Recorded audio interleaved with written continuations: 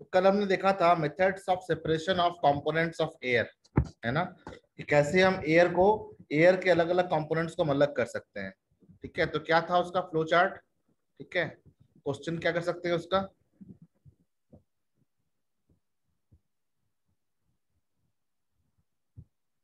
Describe a method या describe the process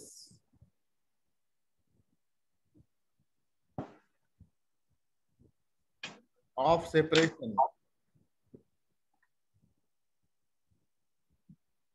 of various components of air.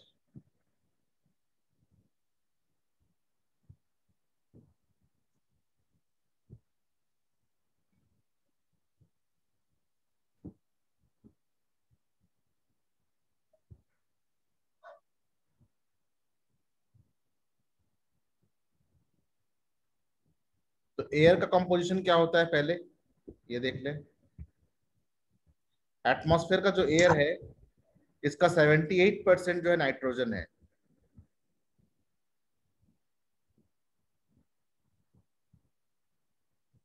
78% जो है nitrogen है, 21% ऑक्सीजन है,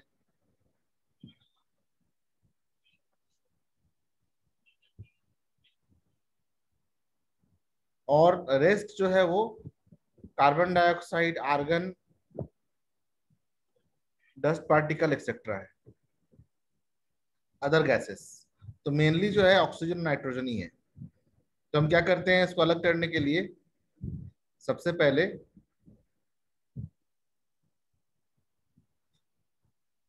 एक पंप लगा के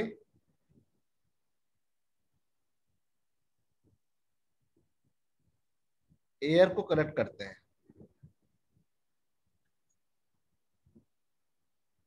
है ना। पहले क्या करते हैं, कलेक्शन ऑफ एयर।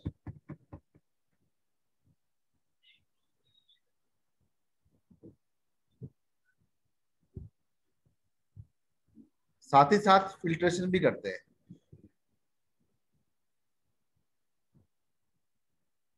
साथ ही साथ फिल्ट्रेशन भी करते हैं ताकि डस्ट पार्टिकल सेपरेट हो जाए।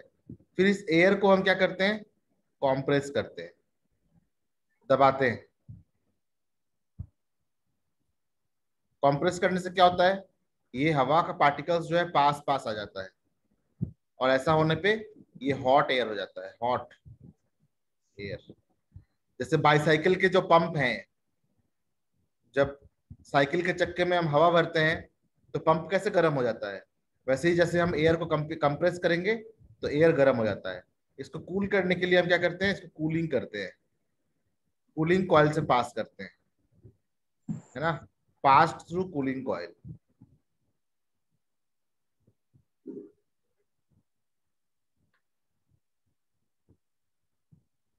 फिर कूलिंग कॉइल से पास करने पे क्या होता है, ये कोल्ड कंप्रेस्ड गैस हो जाता है, कोल्ड कंप्रेस्ड गैस हो जाता है। इस स्टेज पे ड्राई आइस यानी कि सॉलिड CO2 अलग हो जाता है।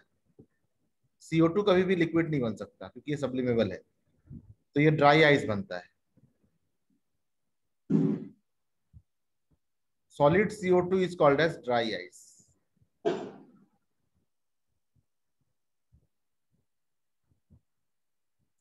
It is called as ice because its temperature is less than 0 degree C, and it is called as dry because it has no water. तो इसको आइस की तरह यूज भी करते हैं हम, है ना, किसी सामान को ठंडा रखने के लिए या दूर तक ले जाने के लिए ड्राई आइस का यूज करते हैं।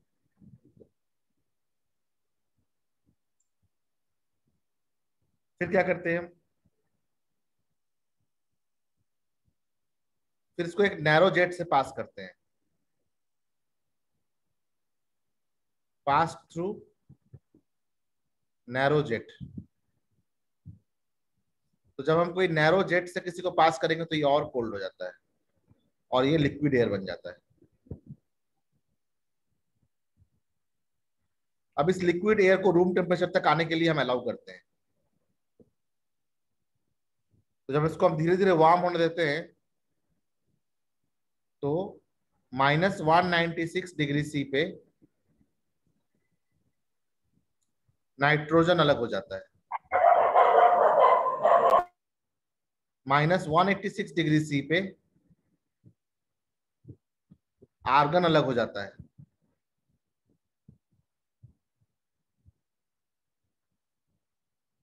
और -183 डिग्री C पे ऑक्सीजन अलग हो जाता है। ठीक है, समझ गए तो बोलो understood. If you have understood then write in the chat box understood. अगर समझ गए तो बोलो अंडरस्टूड। अगर समझ गए तो चैट रूम में लिखो अंडरस्टूड।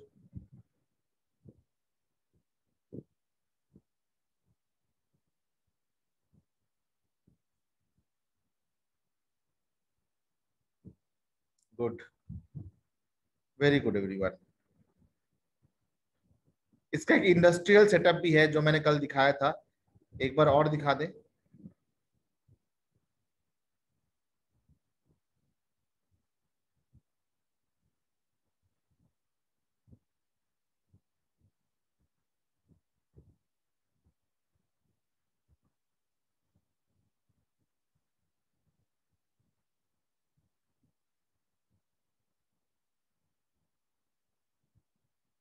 ये जो फ्लो चार्ट है जो मैंने बनाया है अभी, ये वो फ्लो चार्ट है। इसी फ्लो चार्ट के आधार पे ये इंडस्ट्रियल सेटअप किया गया है।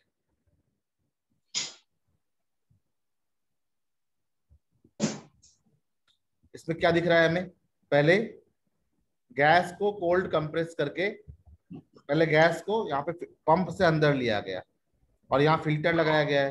फिल्टर से डस्ट पार्टिकल अलग हो गया, है ना, डस्ट पार्टिकल यहाँ पे अलग हो गया।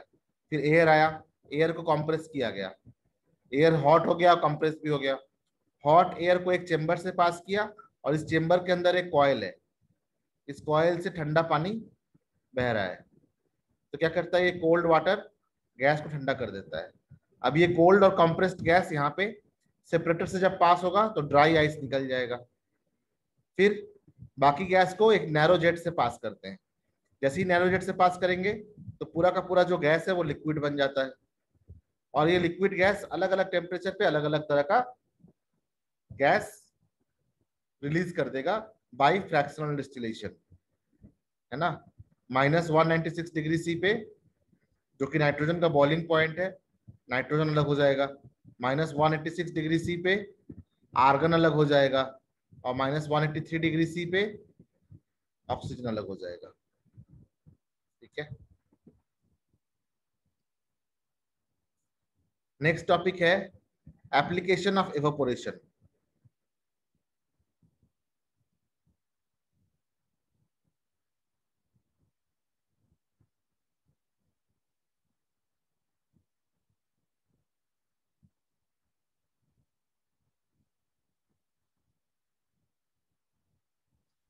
देखो इवेपोरेशन का मतलब क्या होता है,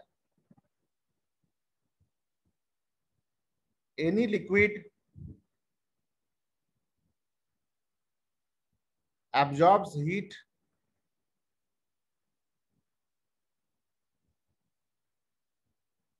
and evaporates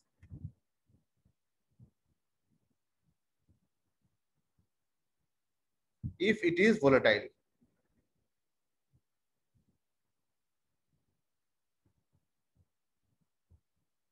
ऐसा लिक्विड जो एटमॉस्फेयर से हीट लेके इवेपोरेट कर जाए उसे हम वोलेटाइल कहते हैं। जैसे कि मान लो कि ये तुम्हारा हाथ है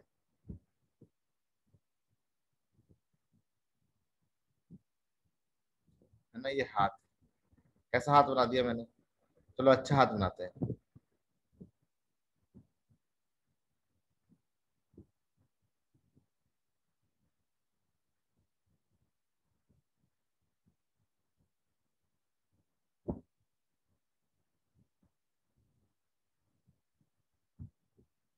ये हाथ है तुम्हारा।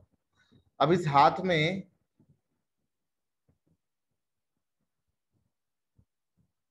मान लो कि मैं यहाँ पे वाटर रख दूं,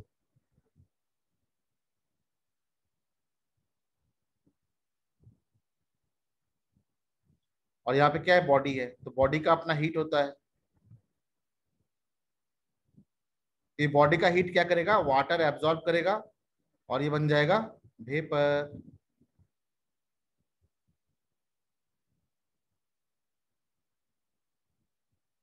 इससे हमें क्या फील होगी, हमारा हीट एब्जॉर्ब हो रहा, तो हमें क्या क्या फील होगा, हमें कोल्ड फील होगा। इसी प्रकार से आप लोगों में से किसने किसने सूखा हुआ ग्लूकोज मुंह में डाला है, बताओ। ग्लूकोज की डिबिया से ग्लूकोज को सीधा मुंह में किसने किसने रखा है, तो कैसा लगता है, ठंडा ठंडा लगता है, कोल्ड लगता है।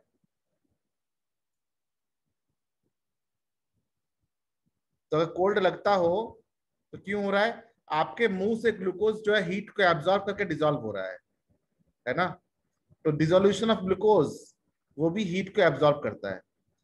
अगर मान लीजिए अपने हाथ में आपने स्पिरिट रखा या नेल पॉलिश रिमूवर रखा, ठीक है, या फिर कभी अगर आपने होम्योपैथी का दवाई यूज किया हो जिसमें अल्कोहल होता हो, उससे अगर अपने हाथ में आप रखेंगे,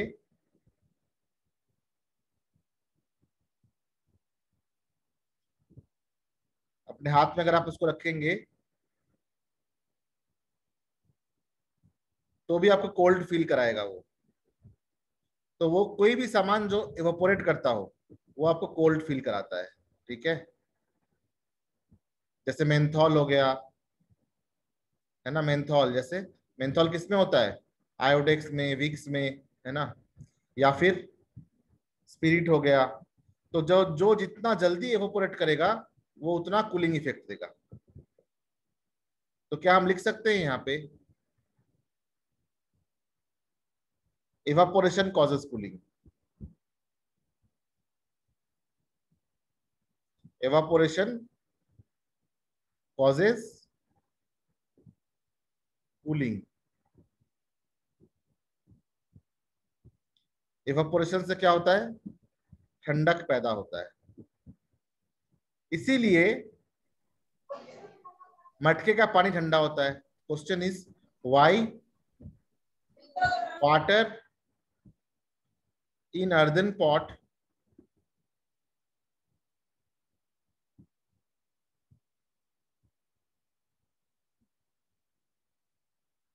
becomes cold।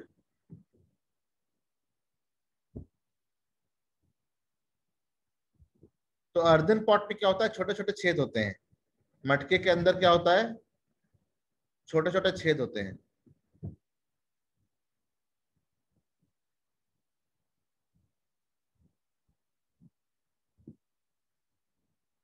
मटके के अंदर क्या होता है, छेद।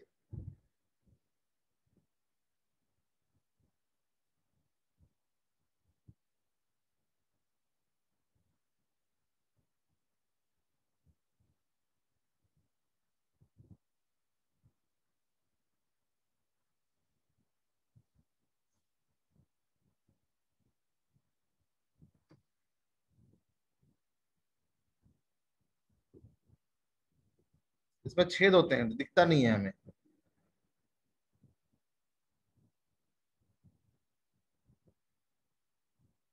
इन छेद से क्या होता है, वाटर एवोपोरेट करता है।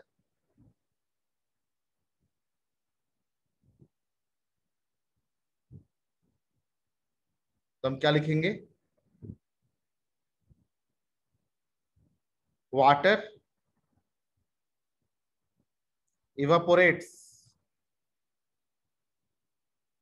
From the tiny pores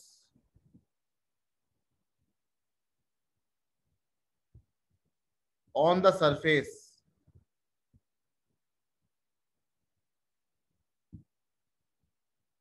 of earthen pot. So this evaporation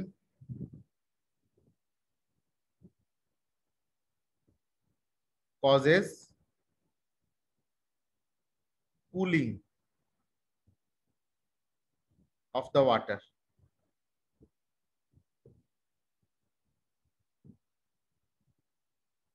ठीक है, दूसरा क्वेश्चन है,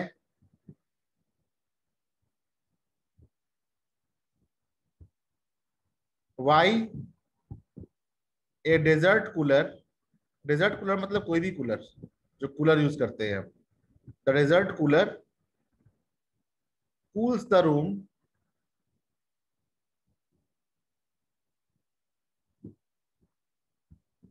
better in a hot dry day.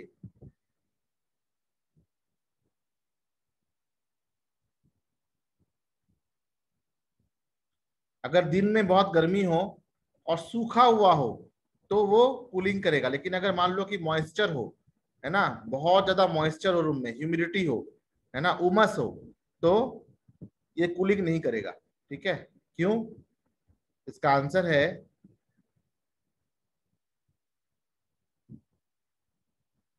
In dry room, in dry hot room fine water particles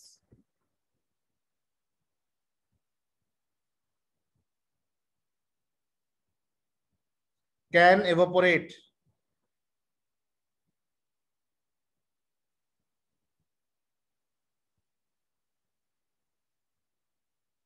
fastly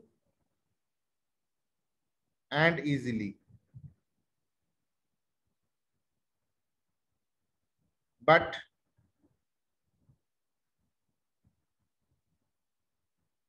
in hot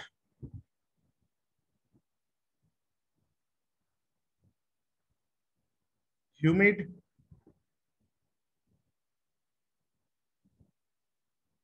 climate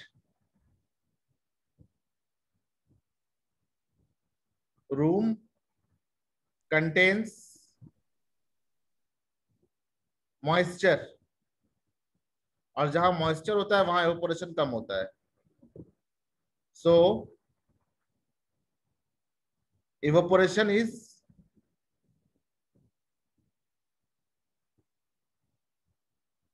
lesser। पहला। दूसरा point क्या है? More over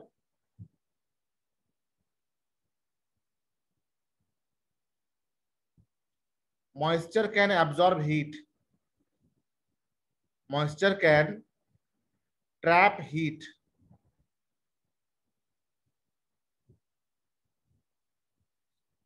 leading to feel more warmer। तो अगर आपका रूम ड्राई है और hot है तो डेजर्ट कूलर अच्छे से कूल कर पाएगा। क्यों? क्योंकि ड्राई रूम में मॉइस्चर, ड्राई रूम में एवापोरेशन फास्टर होगा।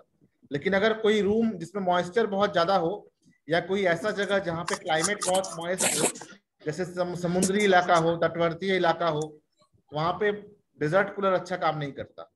ठीक है, क्योंकि रूम के अंदर बहुत ज्यादा मॉइस्चर भर जाता है। अगर आप एसी यूज करते हो तो आप देखेंगे कि कितना ज्यादा पानी जो है मॉइस्चर के रूप में एसी निकालता है रूम से। तो रूम के अंदर जो है हवा में बहुत ज्यादा वाटर वेपर होता है। ठीक है, अगर ये वाटर वेपर बहुत एक्सेस हो जाए तो कूलर काम नहीं करता। ठीक है, अच्छे से काम नहीं करता। इसलिए उस समय अगर कूलर चलाना भी हो तो हम क्या करते हैं, बिना पानी का, बिना मोटर को ऑन करके हम कूलर चलाएंगे। तो क्या होता है, moving air can push the moisture. तो अगर ह्यूमिड रूम है, अगर रूम में पहले से ही मॉइस्चर बहुत ज्यादा है, तो क्या करना चाहिए, कूलर में पानी नहीं भरना चाहिए, ड्राई कूलर चलाना चाहिए। उससे क्या होता है, मॉइस्चर जो है वो भाग जाएगा। और बंद कमरे में कूलर नहीं चलाना चाहिए। बंद कमरे में कूलर चलाने से क्या होता है, मॉइस्चर भर जाएगा और ज्यादा गर्म लगेगा। ठीक है, इसको आप ट्राई करके देखना, कमरे को बंद कर देना और उसके बाद कूलर चलाना, देखना रूम गर्म हो जाएगा उल्टा, है ना, बहुत पसीना बहेगा। लेकिन अगर खिड़की और दरवाजा खुला हुआ रहे तो रूम ठंडा हो जाएगा, है ना। लेकिन मौसम ऐसा होना चाहिए कि जो ड्राई हो, सूखा हुआ हो, है ना। तो ये सब कारण है। अब हम करते हैं कुछ एक्सरसाइज क्वेश्चन। चैप्टर फिनिश हो चुका है, अब कुछ एक्सरसाइज क्वेश्चन करेंगे हम।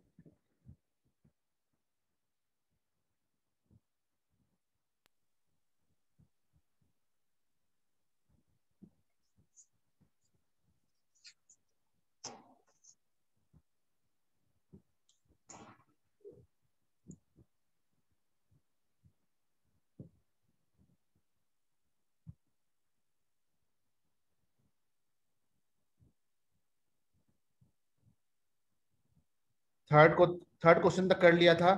Fourth, explain the following with examples, saturated solution, suspension and pure solution.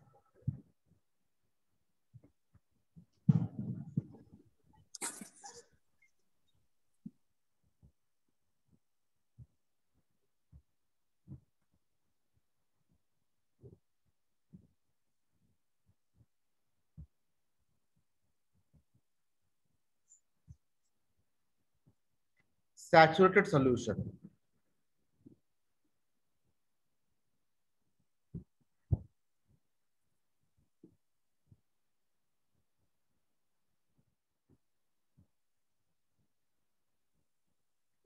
solution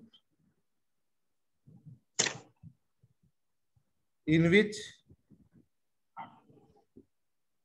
no more solute can be added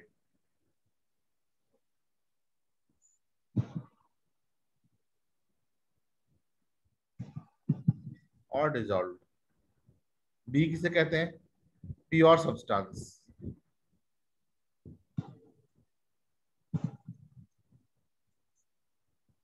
matter made up of same type of atoms or molecules are called pure substance।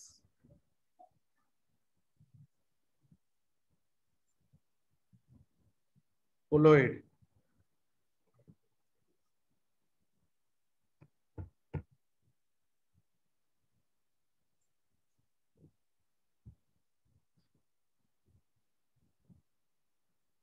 the solution in which particles neither dissolve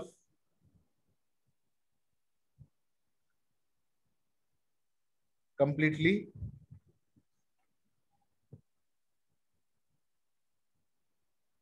nor settle down are called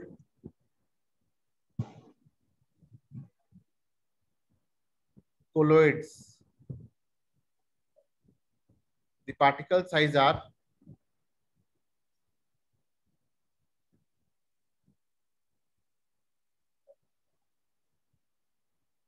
around 10 angstrom। Suspension,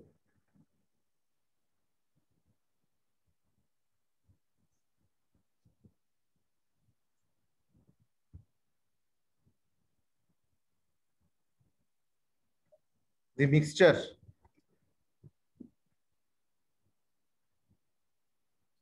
in which the particles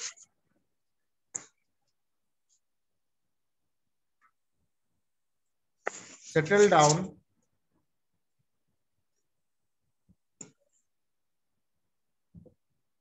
when kept at rest for some time.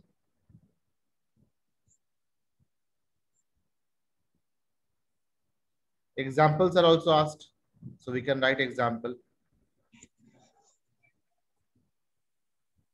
like sugar syrup.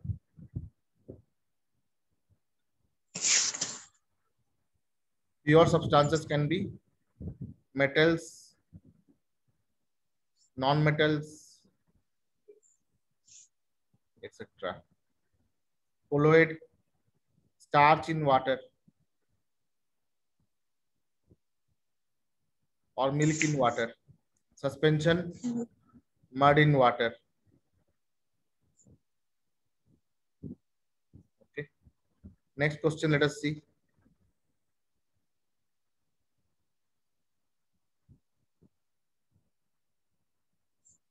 Classify each of the following as homogeneous or heterogeneous. Soda water is homogeneous.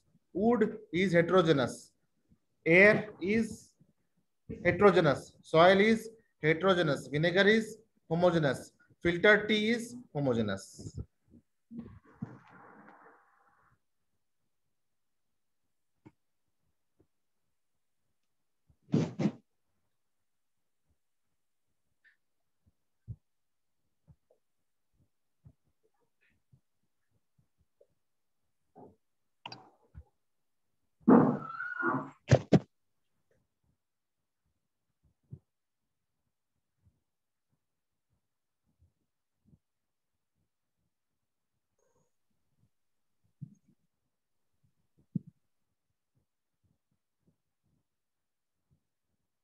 Under homogeneous, we write soda water.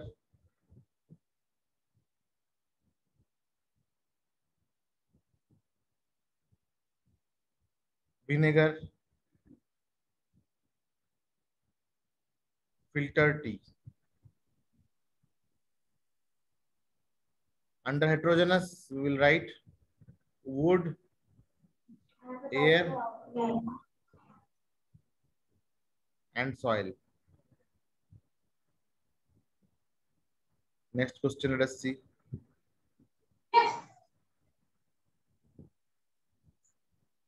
How do you confirm that a colorless liquid given to you is pure water?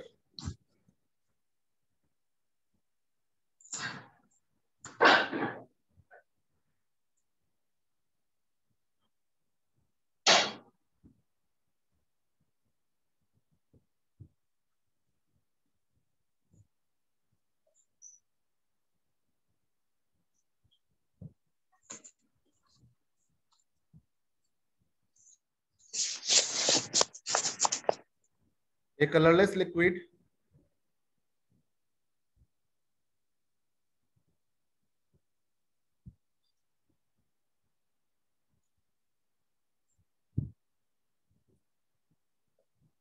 would be pure water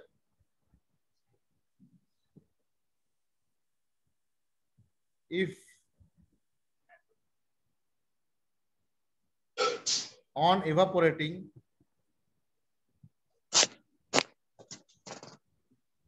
it leaves no residue. अगर pure water होगा तो इसको evaporate करने के बाद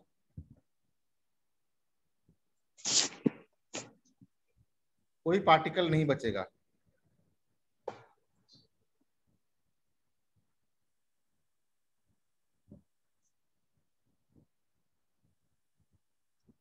ठीक है, लेकिन अगर प्योर वाटर नहीं होगा तो इसके अंदर इसको इवेपोरेट करने के बाद पार्टिकल बच जाएगा, है ना. इसी प्रकार से अपने लैंग्वेज में इन आंसर्स को लिखना है and that will be your homework.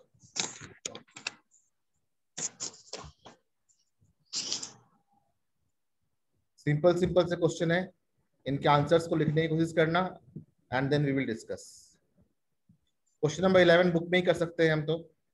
Which of the following is a chemical change? Growth of a plant is a chemical change, rusting of iron is a chemical change, mixing of iron filings with sand is a physical change, iron filings को magnet से अलग कर सकते हैं, cooking of food is a chemical change, digestion of food is a chemical change, freezing of water is a chemical change, burning Physical of change. candle is Chemical change. both physical and chemical change. जो candle का जो Wick burn हो रहा है वो chemical है, और जो वैक्स मेल्ट हो रहा है वो फिजिकल है। फिर classify each of the following as elements, compounds and mixtures. Sodium element है, सॉइल मिक्सचर है, शुगर सॉल्यूशन मिक्सचर है, सिल्वर एलिमेंट है, कैल्शियम कार्बोनेट कंपाउंड है, टिन एलिमेंट है, सिलिकॉन एलिमेंट है, कोल, कोल क्या है? मिक्सचर है, कार्बन भी होता है, सल्फर भी होता है, air is a mixture, soap is a compound, methane is a compound, carbon dioxide is a compound, blood is a mixture. Next, which of the following will show Tyndall effect? इनमें से कौन सा solution जो है Tyndall effect दिखाएगा? Salt solution true solution है, नहीं दिखाएगा। मिल्क दिखाएगा, कॉपर सल्फेट नहीं दिखाएगा, स्टार्च दिखाएगा। इसमें मिल्क और स्टार्च जो है वो कोलोडल सॉल्यूशन है, टिंडल इफेक्ट दिखाएगा। Identify the following as mixtures. Mixtures कौन कौन से हैं? सॉइल मिक्सचर है, सी वाटर मिक्सचर है, एयर मिक्सचर है, कोल मिक्सचर है, सोडा वाटर भी मिक्सचर है। ठीक है, सभी मिक्सचर्स हैं।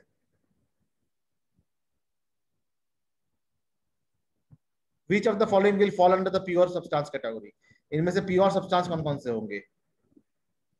आयरन प्योर होगा, हाइड्रोक्लोरिक एसिड प्योर होगा,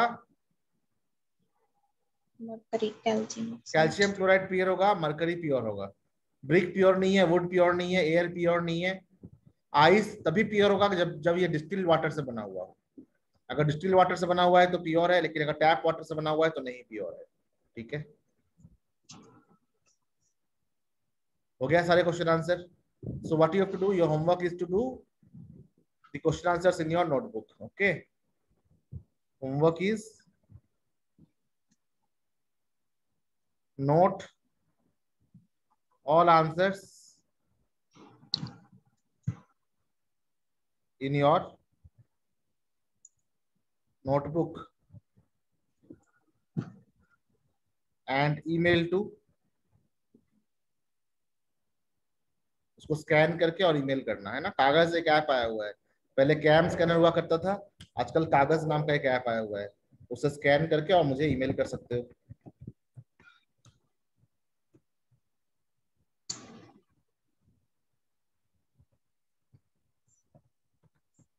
ये मेरा मेल आईडी है, हो गया। Alright, thank you everyone, see you again tomorrow, bye.